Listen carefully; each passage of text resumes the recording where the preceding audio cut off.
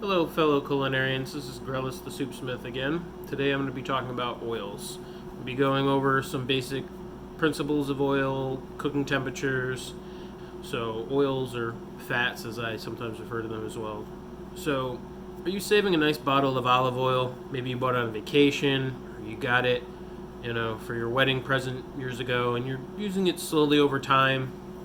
Everybody has a habit of doing something like this when you get something nice and you want to make it last a long time. Unfortunately, most oil, once it gets exposed to oxygen, starts to slowly go rancid or oxidize. So, generally don't want to leave an oil hanging around for a long time. Um, Air, light, and heat are all going to cause it to go rancid or spoil quicker. And rancid oils have an unpleasant taste to them. They may not immediately cause you harm. Some may. Some it might take a long time. But generally, it's unpleasant to use or eat rancid oil. They're also shown to have higher free radicals. There's not a lot of study and data yet to show the negative effects of free radicals, but it's one of those things I'm sure in the future we'll find out are bad. So oil is what is referred to as a smoke point. It's the temperature that when the oil reaches, it begins to smoke. It'll have an unpleasant aroma to it. It'll also start to scorch and burn. So you may have noticed this if you ever tried to cook something on high with extra virgin olive oil.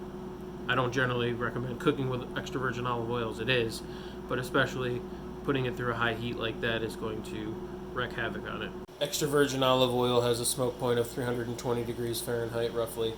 Butter, coconut oil, both have a smoke point of 350 degrees Fahrenheit. Lard has a smoke point of 370 degrees Fahrenheit.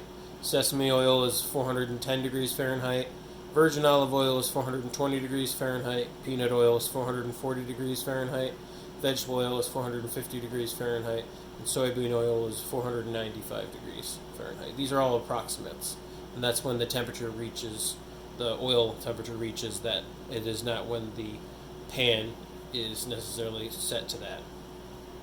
So your stovetop settings will have an approximate range based on your appliance, but low is generally between 225 and 249 degrees Fahrenheit. Medium low is 250 to 324 degrees Fahrenheit. Medium is 325 to 375 Fahrenheit. Medium high is 375 to 449 degrees Fahrenheit, and high is generally over 450 degrees Fahrenheit. As I mentioned, these are all approximations. And it's safe to say that if you heat your butter to over high, it's going to burn. So you want to keep these in mind. Also, certain oils have stronger flavors and will impart this or mingle with what you're cooking or baking. Some common ones would be sesame oil and peanut oil are very strong flavors, so it would be difficult to make something and have it not taste like either of those if you're using those oils, even just to cook in it. Simply turning up the heat while you're cooking isn't going to speed up the process per se. Oftentimes you're just going to burn whatever you're cooking. So now I'm going to run you guys through a very fun recipe I've come across for making kettle corn. You're going to need a third cup sugar, a third cup of oil heated on medium-high, neutral oil in the range of lard or higher. I usually just use vegetable oil because it's a neutral oil. You're also going to need a half cup of unpopped popcorn kernels. You can buy them on Amazon or in the grocery stores. And then whatever seasonings you would like. I generally go with a teaspoon of salt, a teaspoon of cinnamon, a teaspoon of garlic, and a teaspoon of cayenne. So we're going to heat the oil, add in the spices, throw in the kernels, and start agitating the pan. You want to make sure to coat the kernels. And then after about 20 or 30 seconds, I'll throw in the sugar and put a lid on it. That's very important. You might want to use hot mitts because the pan is going to get hot. And you're going to just keep agitating the pan, swirling it around, making sure that the oil and everything is blending together. About 2 to 3 minutes in, you're going to start hearing pops. And just keep agitating, keep agitating. Once you start to hear the pops stopping or dwindling down, I usually give myself a 15 to 20 second count of no or low pops. I'll take it off and pour it into a bowl. Toss the bowl a few times to make sure that everything's coated, and enjoy. The contents will be very hot, so sometimes you might want to let it sit for about 5 minutes or so. So let's go to the kitchen and you can watch me cook. So I just tried to take a video of all of this, not paying attention to that it was set to camera, and took a pictures, but I've thrown the oil, seasoning,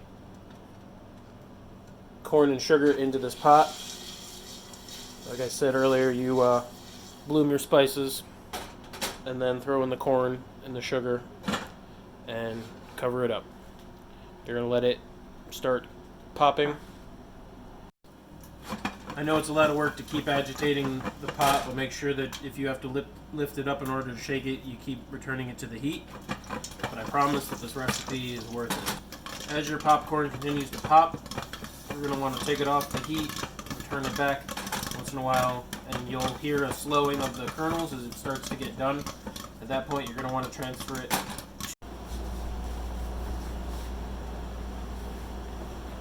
I'm going to use some oven mitts, because the handles are going to be hot at this point. Remove the lid carefully.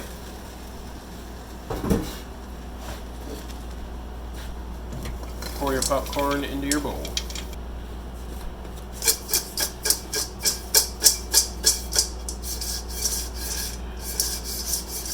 Toss the popcorn a couple times, let it cool for about 5 minutes, and you're good to go. This has been Grellis the Soupsmith with my kettle corn recipe. And remember, always cook what you like and like what you cook. This is Rhonda Meowsy. She currently wants attention. I know this has nothing to do with cooking, but she wanted to be in the video because her sister was already in a couple.